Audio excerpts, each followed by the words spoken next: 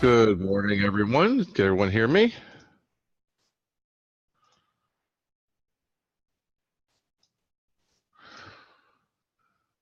It's always good when the equipment works. So I was holding off for a second or two. I still have some people filtering in.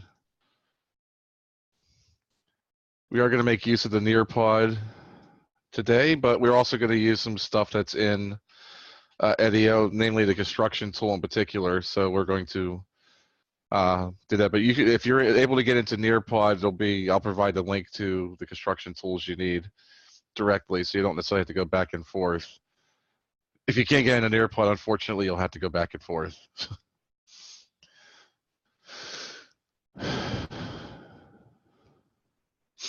So there's the link for the Nearpod if you want to start logging into that, if you can.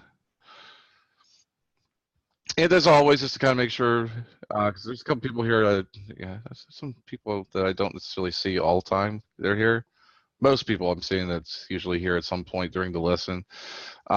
You do have to participate, in some way. So you do have to answer the questions either in EDIO or in the Nearpod, one or the other, so, if I don't see answers in Nearpod and I see just statements in EDIO, and the EDIO list is saying I was in the live classroom or I was in guided instruction, that doesn't pull any weight unless you actually answer the questions in Nearpod. So attendance a little light today. I guess people know there's a 3-day weekend coming up and it's starting to, plan early.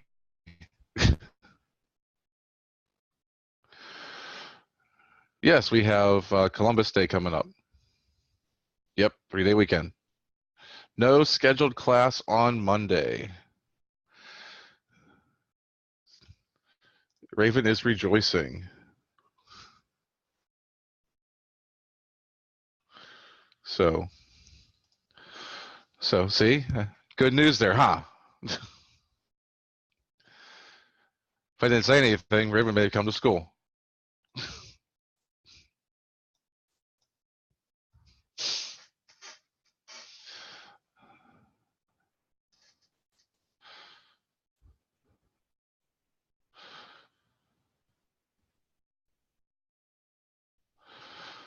All right.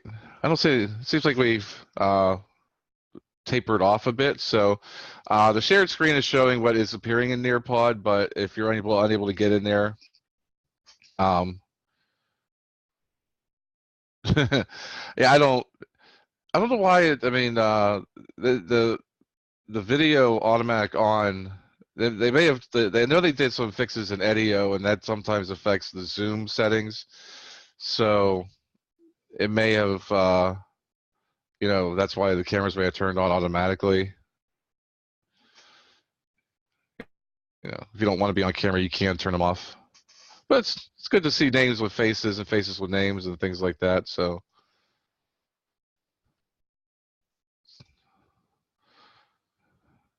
And I see William is stealing some of my thunder with he has his own background back there.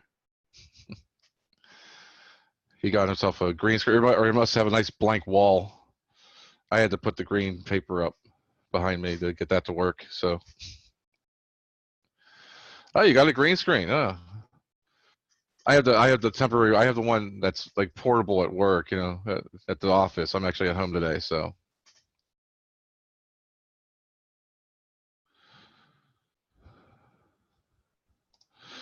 So. He's going full studio on this one.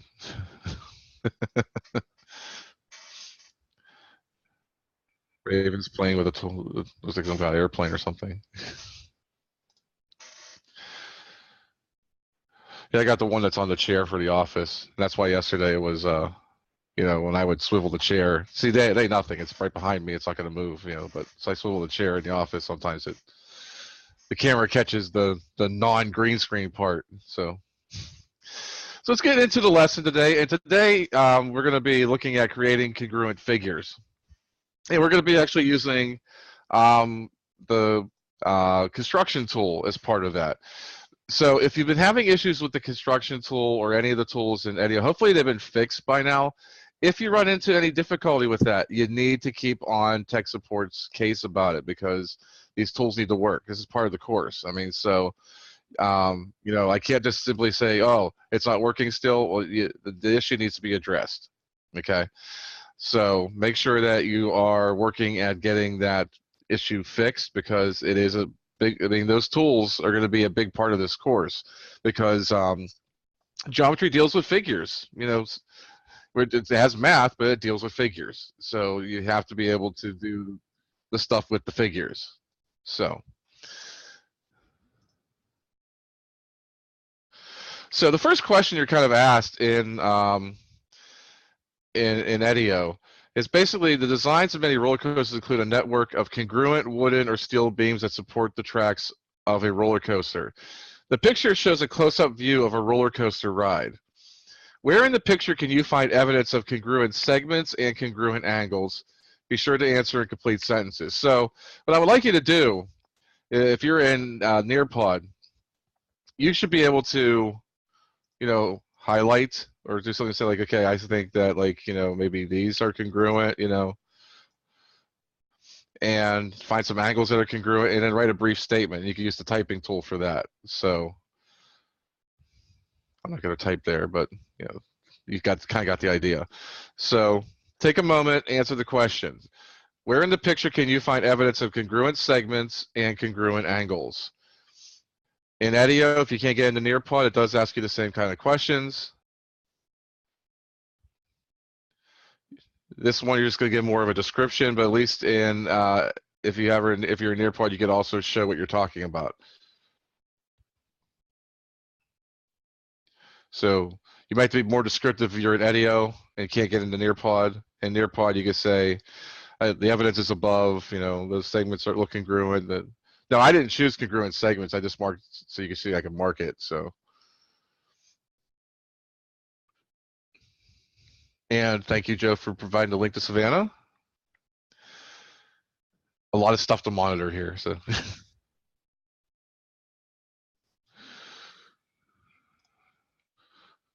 So I have a few latecomers, so I'm going to put the link in again because I don't think they see the entire. I don't think the chat shows everything for those that come in late. So.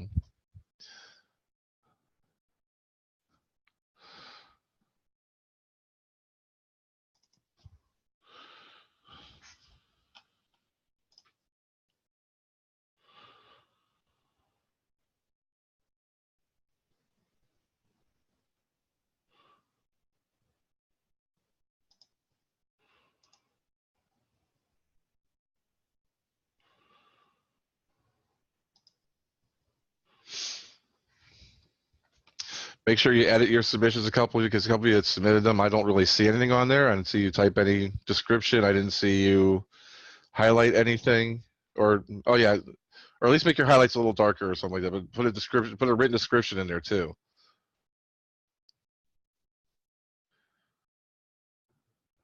And be sure if you're saying the angles are look congruent, they should at least look congruent. I see a couple of responses, or the angles that have been shown aren't really congruent. At least in one example I got. So.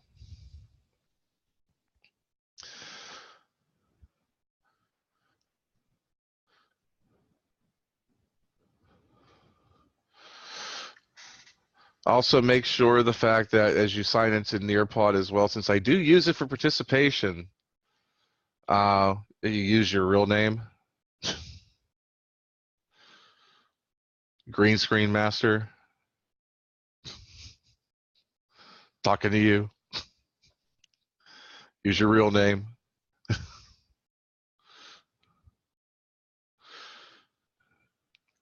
Because you're relying on my memory at that point, that whenever I'm going over through this stuff, I'm going to remember who Green Screen Master was in the lesson. I may today, but if I don't get a chance to look at it today, I might forget.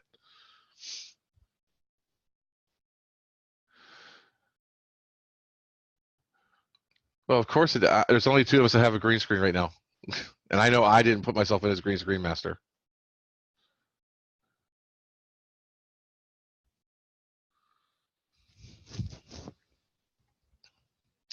Another minute?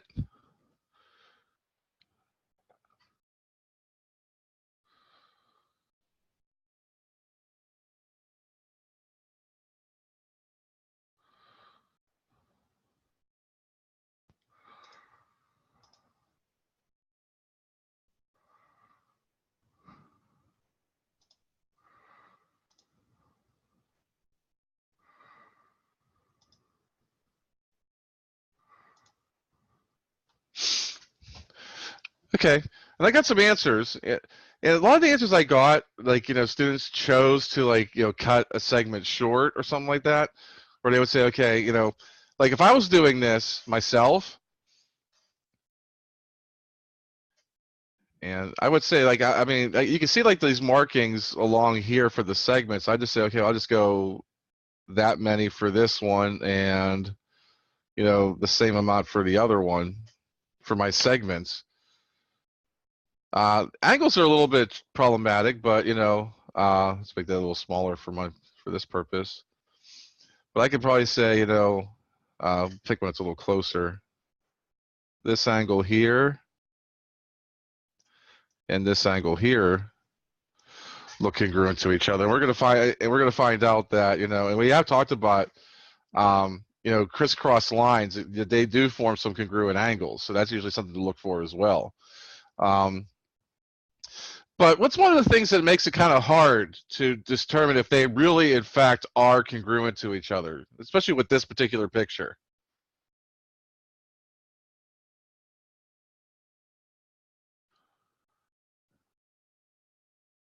Too far away? Some of them are, yeah. I mean, it'd be hard to, like, label them. No measurements? Well, sometimes you're not going to have the ability to do measurements. If you're working in the real world, you have to kind of use other methods. The camera angle is what I was mainly looking for. The camera angle kind of makes it hard because there's perspective to this. I mean, you are taking a two-dimensional picture of a three-dimensional phenomenon here. And the track is twisty. That doesn't help either. So, I mean, there's some things you can't automatically, put in there because it's like, okay, well, the perspective. So is going to affect it. So now consider this case here.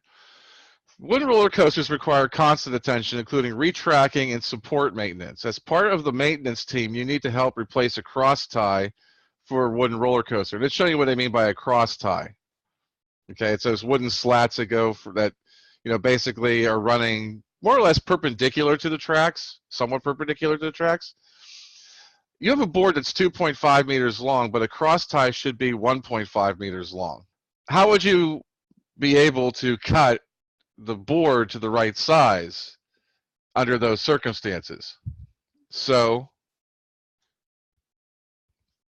without a ruler or measuring tape, your maintenance team needs to figure out a way to cut the board to make the cross tie. Which worker is describing a valid method of doing this? So you have two workers' descriptions.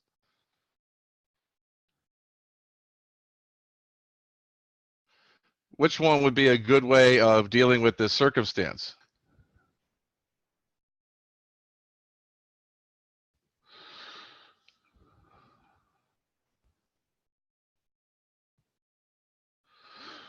Okay, put your opinion in. I mean, if worst comes to worst, guess. So we're going to go through it. I was ready for a nap whenever I got up this morning. I was going to celebrate me getting up by taking a nap.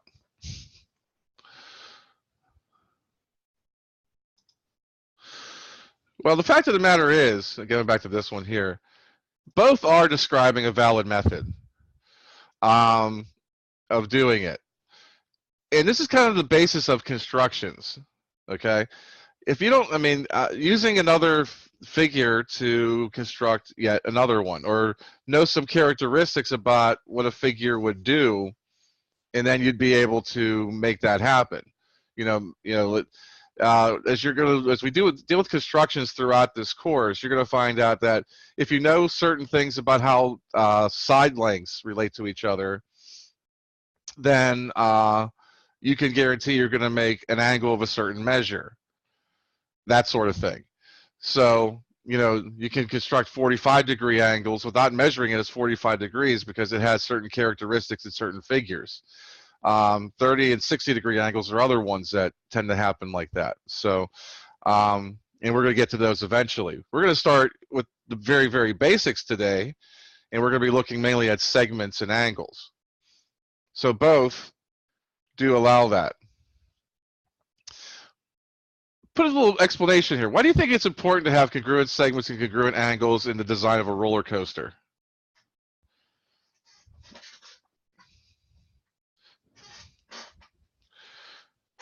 I mean, try to make it a valid opinion, and justify your opinion, but it is an opinion. So if you can put your answer either in EDIO or in Nearpod.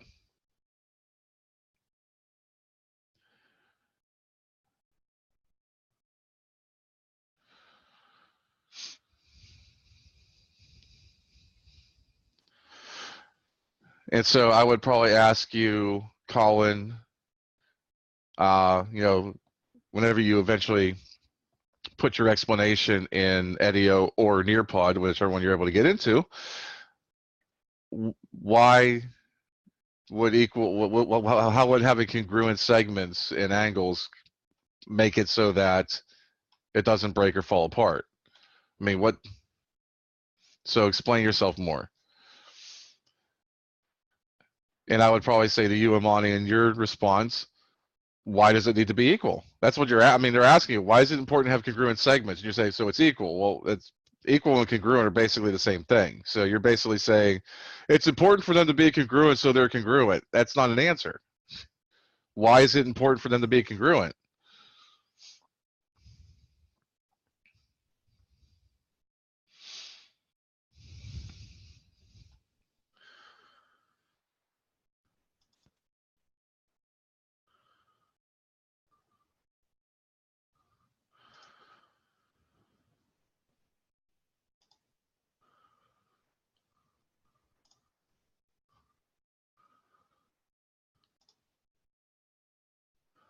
Just looking at a couple of the answers here I'm getting.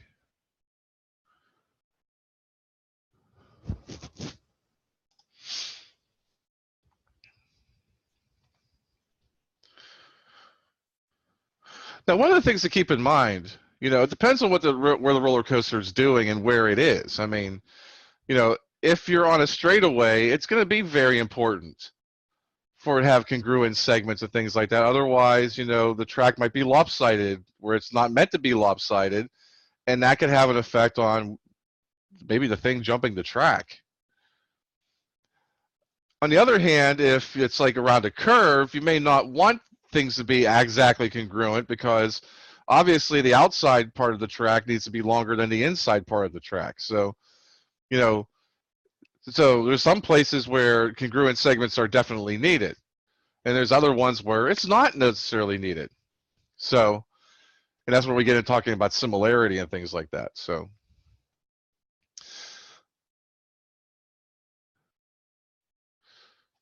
okay. So a lot of people are basically saying like, structurally sound and things like that. I mean, again, if there's some areas that are not evenly made and it's lopsided where it's not designed to be, then, that's going to cause, maybe potential dangerous conditions. So, all right. If you haven't given an answer, if you haven't put your answer into Nearpod yet, please hit submit so we can move on. I want to make sure everyone has a chance to participate.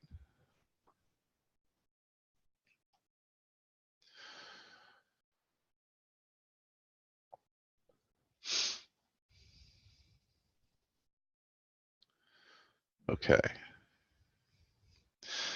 So let's prepare for this topic a little bit because there's a couple of questions that you're asked in EDIO, and I'm going to ask of you here in Nearpod. So if you answer here in Nearpod, you're good. Some things you're going to need to consider as we do this. So answer the two questions that are in this little quiz in Nearpod. If you're not in Nearpod, the two questions are on page 3. No, take that back. It's 4. Yeah, page 4.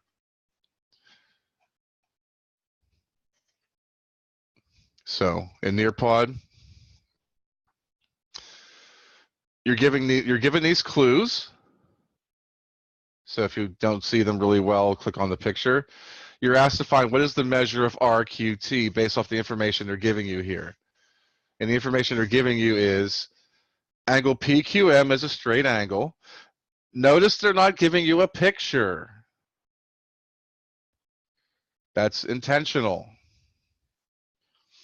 Clue number 2, angle PQR and RQM are a linear pair. And as you can also take a look and see, PQR and RQM, I mean, they both have a vertex at Q. So basically, the side QR or RQ is shared by the two angles. Keep that in mind because that's what clue 2 also kind of gives to you. Clue 3, PQR and RQT. So again, they have another point here that's being added, are complementary. And then Raven asked, what does complementary mean? Could someone answer what's complementary mean? It's one of the terms we defined like in the very in the first topic, but let's see if anyone remembers. Sort of, Emma, on the right track. The sum is 90 degrees, right?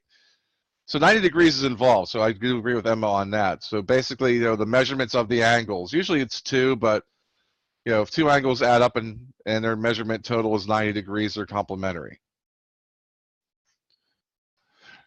Well, I was just clarifying, Emma, because I don't want people to think that because if you just said 90 degrees, people would say, well, isn't that a right angle? Not complementary. So sometimes it is important to make sure you're being clear. So I was just clarifying. I knew more than likely you had the right idea. It's just making sure it's stated correctly. And the last one, angle RQM, is 137.5 degrees. So some of this means that you should be trying to draw the picture of this one. Okay. Let's try to see here. Okay, no, I didn't do it. Okay. And the second one was asking a question. Triangle ABC is rotated 90 degrees clockwise about the origin, resulting in an image of triangle DEF. Based on this information, which of these statements are true? Select all that apply.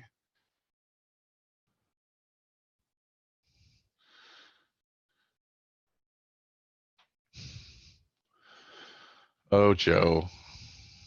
What are you, spelling police? If you are, please don't put on the badge.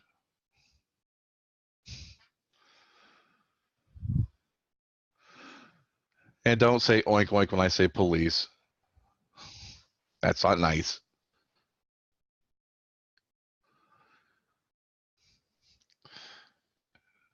So you're going to find a badge for the spelling police. Good luck on that one. I don't know if there is one out there.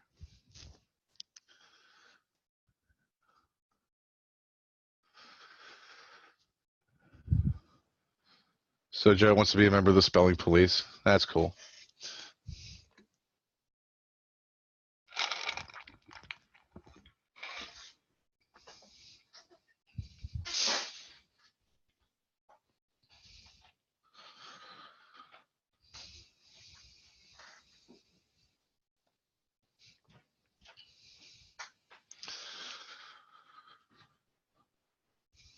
Focus on the questions here. Let's get them answered, folks. And number 2, select all that apply. We'll go through this in another minute or so.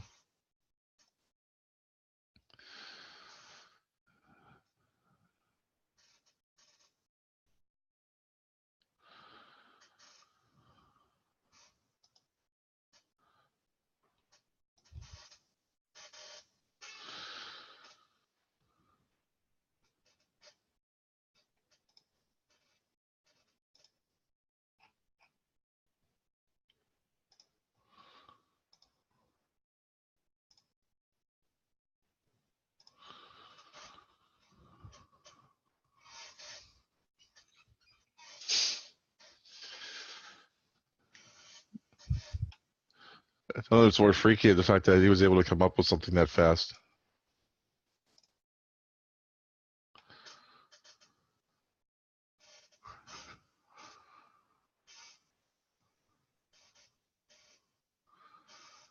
Huh. They do have a graphic of that, huh?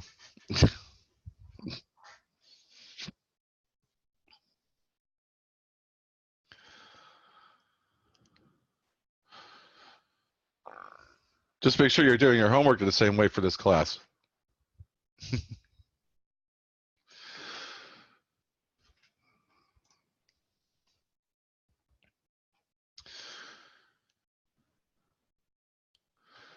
Another 20 seconds or so.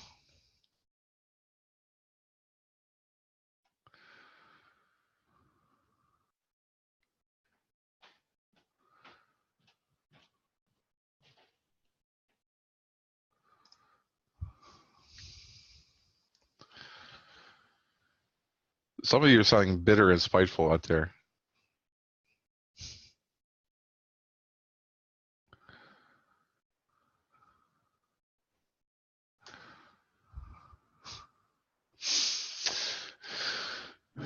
Okay, so here are the correct responses to this. I'll share this briefly. Angle RQT has a measurement of 47.5 degrees. Triangle ABC rotated 90 degrees. Segment AB would be congruent to segment DE. Side AC would be equal to side DF as far as measurements go. And angle C would be congruent to angle F.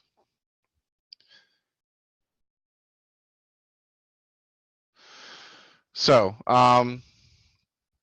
let's have a look at these questions. I'll go through them again. So for this one here, you know, obviously part of the problem was that you would have to, if I get this to work, yeah, I'll use this.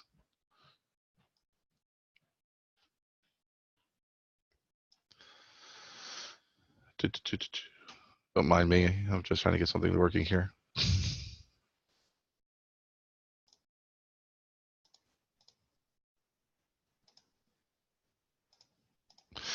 Here we go. So for this one here, they had a lot of descriptions about the triangle. I mean, the angle form. So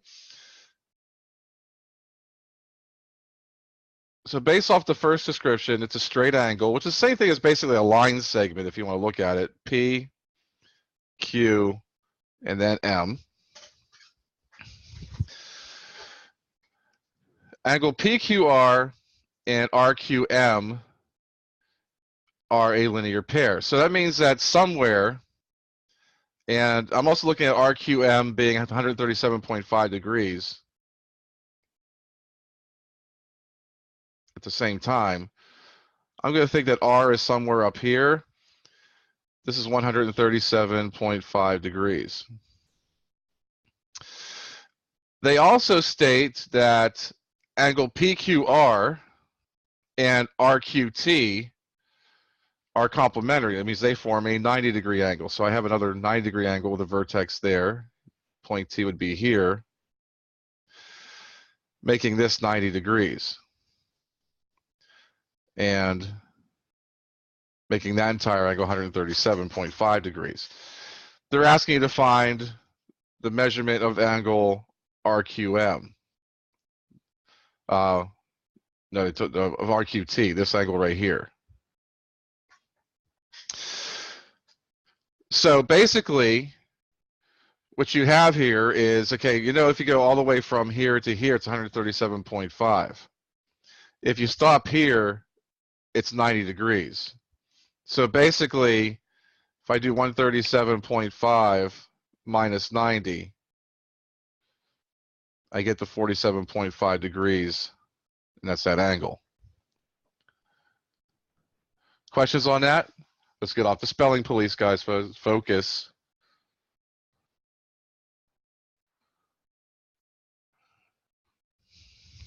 Does this make sense to everyone? If you were, there's different ways to approach it too. I mean, you could have found what this was and said, okay, perhaps they could have asked you what's PQR, but you know, that would be more involved. You probably would still need to find RQT to unified PQR, but and that's why you have to look at the clues very carefully. And that's why you notice I chose to look at clue number 4 first, because I wanted to make sure I drew RQM looking like it was obtuse. Because if I drew RQM looking smaller, I might misdraw the figure, and that would mess some things up. Okay. As far as the second one goes, we haven't done much with rotations and things like that. But, you know, just for the sake of argument, helps if I actually have this going right here.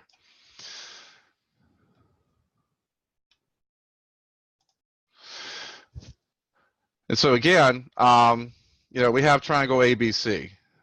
Now here's the origin.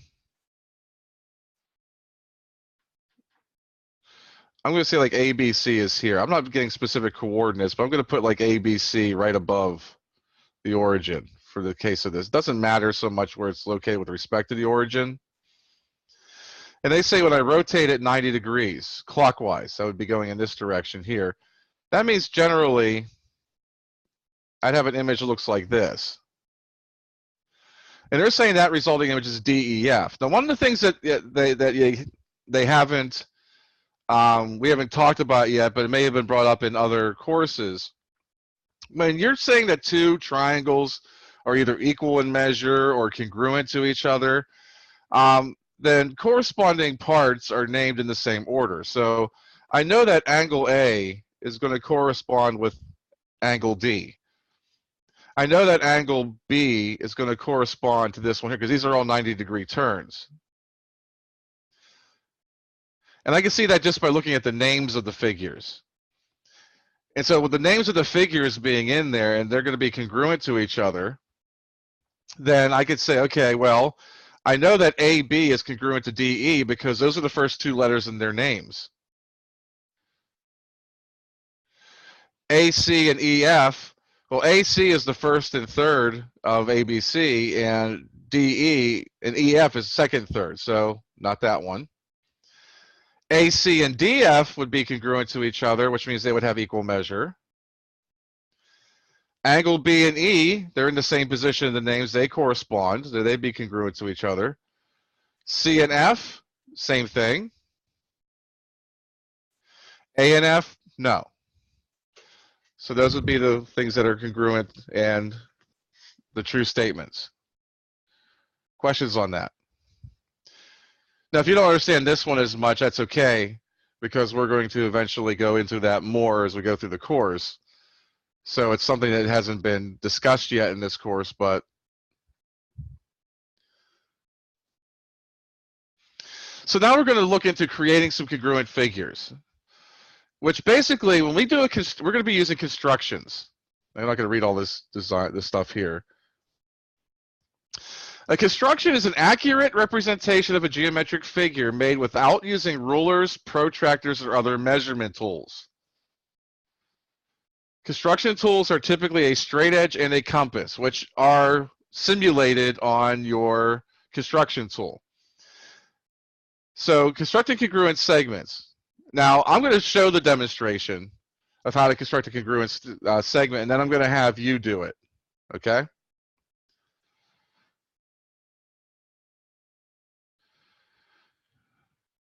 Now, watch me at first.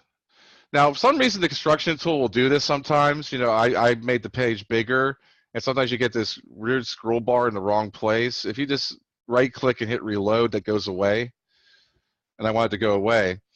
Because what I want to do is I want to construct a segment that's the same size as this. And I'm going to move it a little bit, just making sure I'm not changing the size of it. So how do I construct a congruent segment? It's a pretty easy process, okay? And I don't necessarily have to have it oriented the same way. What I'm going to first do is I'm going to, and if you want to do this along with me, you know, open up your construction tool. If you're in Nearpod, just open the link I gave you. If you're not, open it in Edio. It's going to be kind of hard if you have to split the screen or something like that, you know, so you might have to go back and forth a lot, and I'll try to take it slow.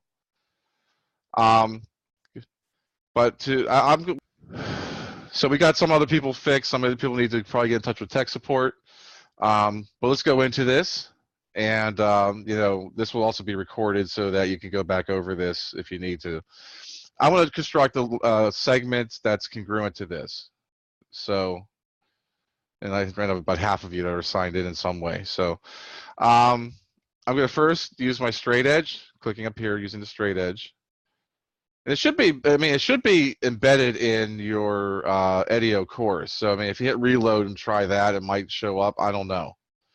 as I said, it should be embedded, but I'm going to probably think that the update that was done to Edio may have messed up some of your guys' settings, and you have to get that fixed, and I can't fix that for you, unfortunately. And I'm just going to draw a segment. Make sure it's sufficiently longer. I don't want to make it that thick yet, though. So, and then what I'm just going to do is I'm going to label a point. I'm going to use the marker tool, and I'm just going to label a point at the end here.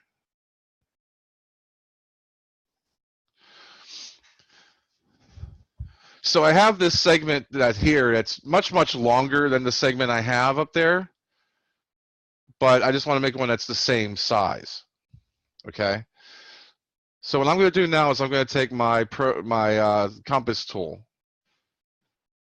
And what I'm going to do is I'm going to place, make it a little smaller so it doesn't come up the screen. I'm going to place one end at F. I'm going to roll this up along so it's lining up with it. And I'm going to bring it here so it's the same length. I'll mark it up here. That's awfully thick, but kind of get the point. Point, get it? I'm going to come down here, put the point there. I'm just going to mark off a little arc right here. And that's really it. This is the other end of my segment. So I'll put a point here. And all I'm going to do now is just take my straight edge again, put it here. This one I might make a little thicker, not quite that thick. And there's my segment. That's congruent. Questions on that? Does that seem hard?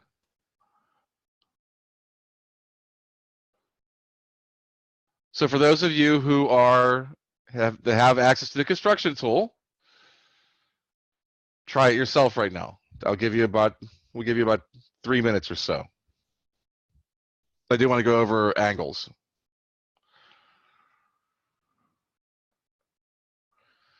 So the steps are: you draw a line segment that's clearly bigger, mark one end of that, go to the given segment and open the compass so that it has the same width.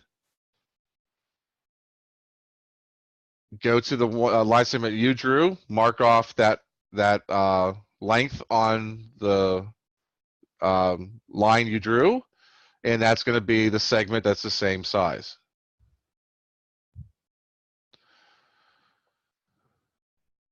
Any questions on that?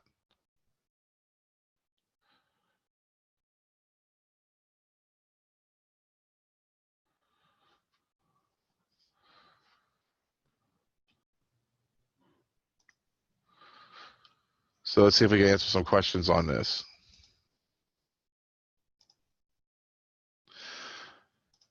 If you were able to,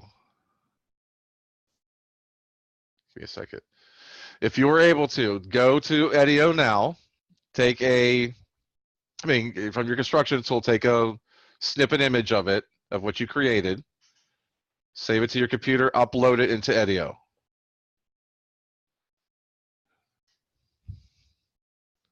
As I said, we're going to use Edio at some point today. I mean, it should be embedded in Edio. That's the part that's getting on my nerves. It's that, it shouldn't be showing up in Edio as you should need to have to sign in. It should just be showing up just like this. So I feel bad for having to say call tech support, but there's nothing I can do about it. So.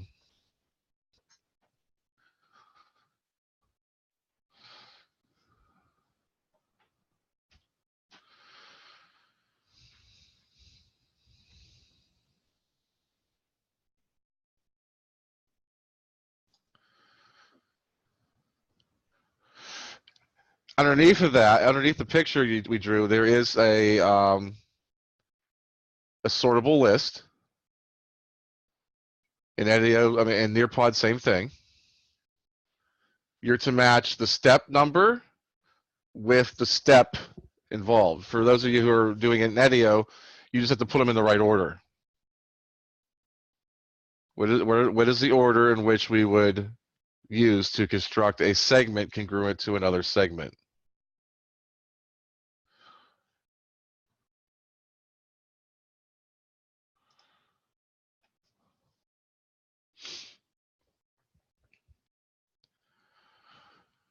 So in Nearpod, you have to say, okay, if you choose step one, you say, okay, you choose step one and then choose the word description that represents the first step, so forth and so on. I think you do have to scroll down. Let's see, 1, 2, 3, 4, 5. 1, 2. Okay, everything's good. Yeah.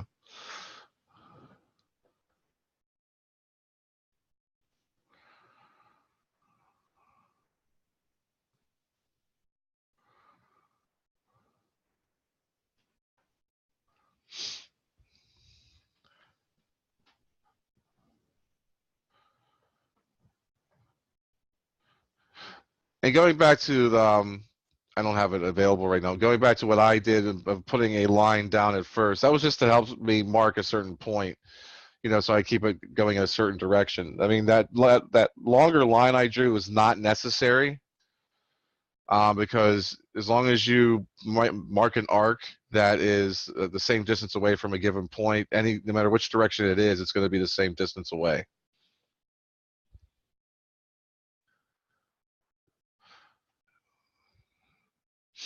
Let me pull up a construction tool if I can. Give me a sec.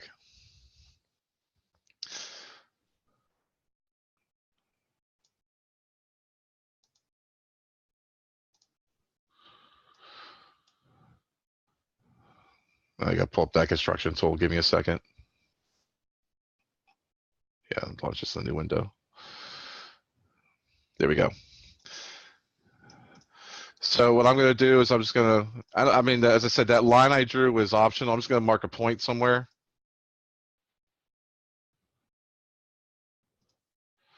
I'm going to take my compass. I didn't want to draw anything there yet, so I'll just get rid of that. I'm going to place one end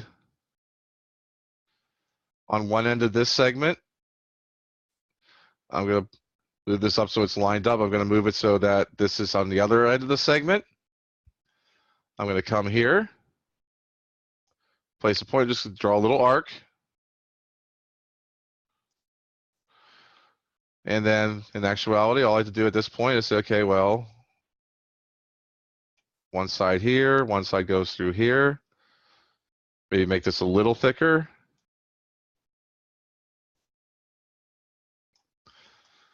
That segment is the same size. Okay, Zion, is that good?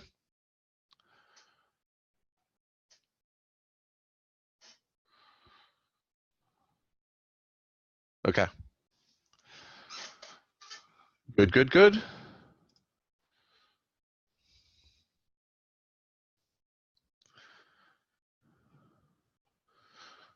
Let's see. The fewest number of tries so far is 5 if you're a Nearpod.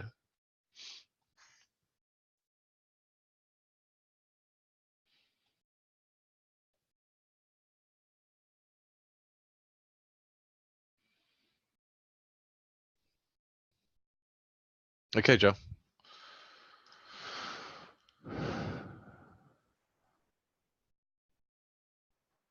Must be a bad connection. Okay, moving on.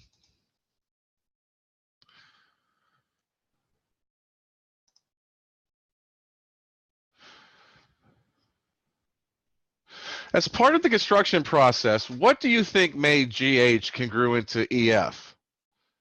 Which one of these? Which one of these? And there's a lot of symbol usage here. I couldn't put this into Nearpod as it was. So in Nearpod, if you just circle the one you think is it, it's still gonna get the angle. So I need to register. We just had some technical difficulties trying to get you all on, but unfortunately, it was unsuccessful. So if you could just quickly. What part of this? Was it drawing the initial point? Was it using the straight edge to draw a segment between the 2 points that you drew? Was it leaving the width of the compass unchanged after setting it to the length of EF? Or was it drawing the point on the arc that you constructed?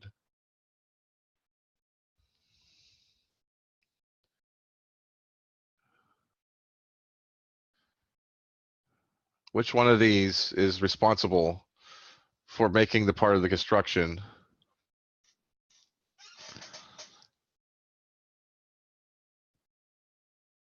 About 20 more seconds, folks.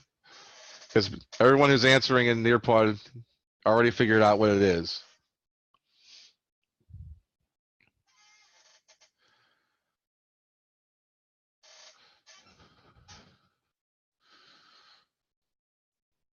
Oh, I have one person that had it off.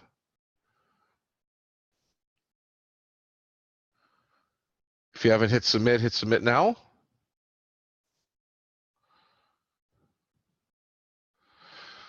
This is the right answer. The compass is what's actually, kind of measuring it without measuring it. It's just being open into the same width. And one of the things that's nice about the one that's actually in Discovery Ed, if you ever worked with a real compass, sometimes they're either so stiff it's hard to get them open, or they're so loose that they close and open on their own, and it's hard to keep it the exact same width. That doesn't happen so much with this one. So I kind of like this tool better for doing it because it doesn't have some of the same issues that a regular. And plus, you can't stab your friend with it either. From a teacher standpoint, that's awesome.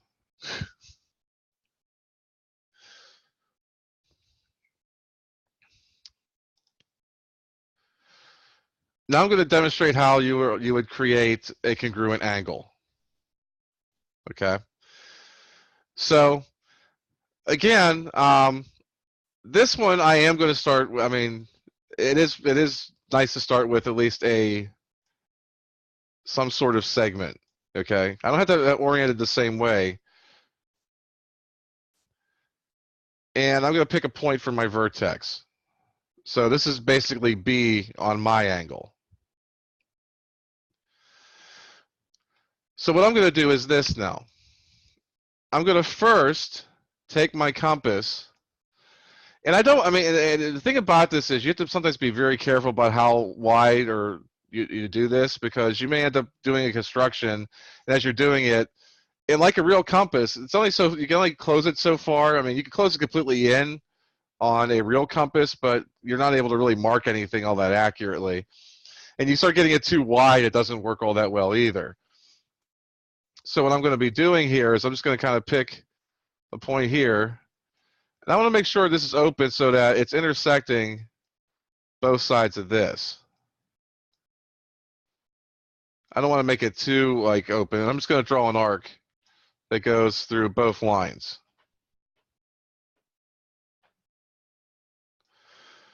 And I'm going to keep it open to the same width. Place it here. And I'm going to draw a very similar arc. Maybe make it a little bit more circular, so I'm not making the adjustment myself. I'm going to now come up to here. I'll use a different color for this one. And I'm going to measure the distance between these two intersection points I have on my rays.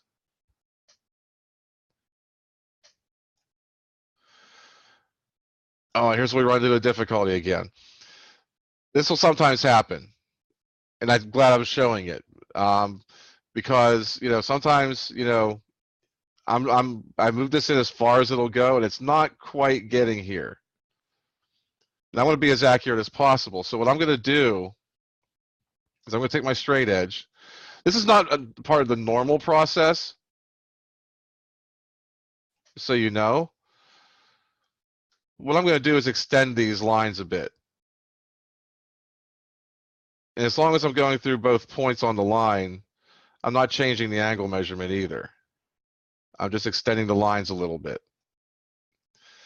Because I need to go a little bit further out on the angle with this when I make this arc. I'm going to keep this purple. I'll make it pink. I want purple to be the actual final one. And so I can make this big enough that when I do that last step, and that is, open the compass so it's going through both of these intersection points, I can actually open up the compass that wide or get it closed that narrow. So sometimes you have to make kind of adjustments. Sometimes you have to extend lines on a given figure, and that's okay. And now I'm going to measure the distance between these two. And I saw a question in there. I'll answer it in a second. I just want to get through the construction first. I'm going to come down here to this intersection, and it crosses right here. That point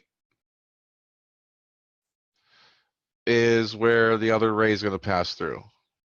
And so all I have to do at this point is just take my straight edge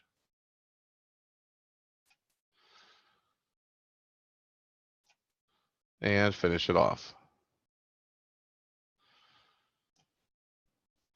That angle is congruent to the original one.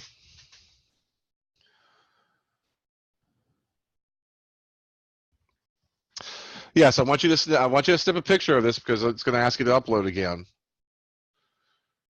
It's the only place I can have you upload it.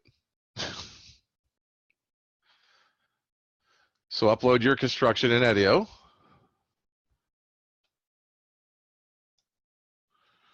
I think my geometry tool went away. So again, I'm going to recap that. I'm going to do it again. Just want to make sure I pull out the right one though.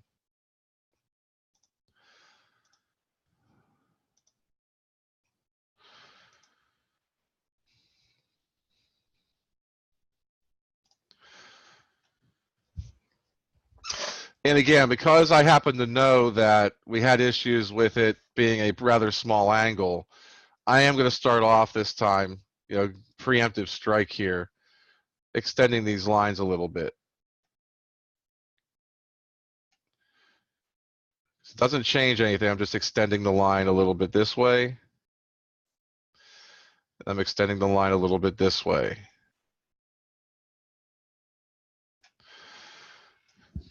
It's always a good idea to possibly do that, especially if it looks like it's a rather small figure. If it looks bigger, we're going to do some extra practice with this tomorrow as well, so that you get the hang of it, because it's important for you to get these two down. Plus, see if you could extend it to others. But now what I'm going to do is I'm just going to put down a segment. Doesn't matter how big it is, down here. And I'm going to mark one end of it as being the vertex. So this is going to be my point B on mine. I'm going to take my compass, and I'm going to open this, and I want to draw an arc that goes through both rays of the angle. And again, I don't want it to be too wide open, and I don't want it to be too narrow, because then I can run into risk of getting a situation where I can't measure the distance between my intersection points, because that's what I'm going to be eventually doing. I'm going to draw an arc right here. So I'm intersecting both sides of the angle. I'm going to do the same thing here, except I don't have the second side yet. I'm now going to come up here. I'm going to open this up so that these intersect each other here. It's maybe in a little bit more. Here we go. That's better. And then I'm just going to come here to this point right here. Same point, it's basically I'm mimicking this point right here.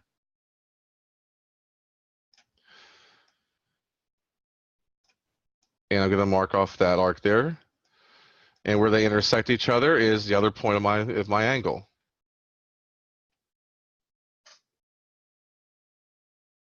So right here. And then I take my straight edge and I draw the line.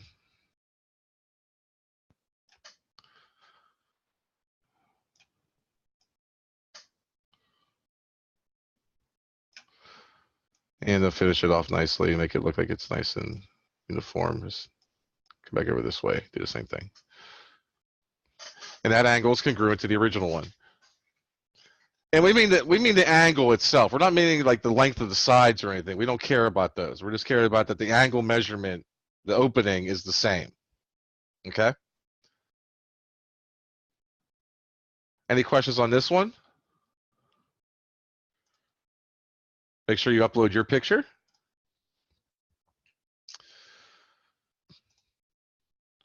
True or false?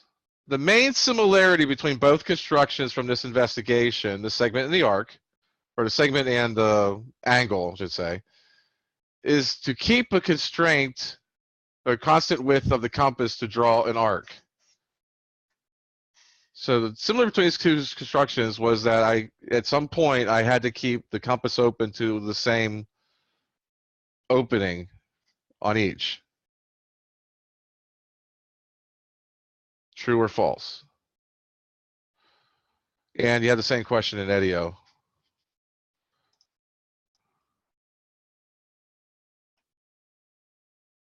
That should say, it says arc there too. It should say angle, but oh well.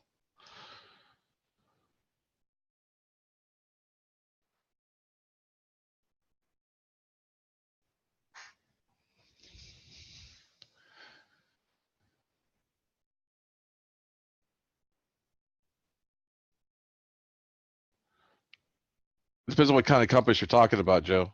The one that draws stuff? Yes.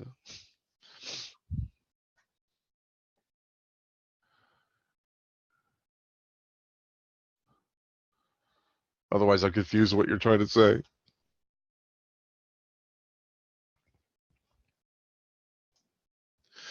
And that's the end of the lesson. Any questions?